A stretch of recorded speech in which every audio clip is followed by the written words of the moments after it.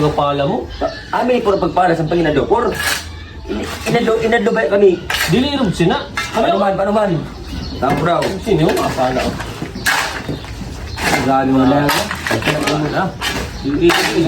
Ano? Pero alam niya ako nakakala ka. Sino ang pagpapala? Nasultuhan ka mo. Magtrabaho mo na ayaw. Sina ang pagpapala. Diba? Tapos? Ang pagpapala? Napapantrabaho na mo, por na tapos mo na.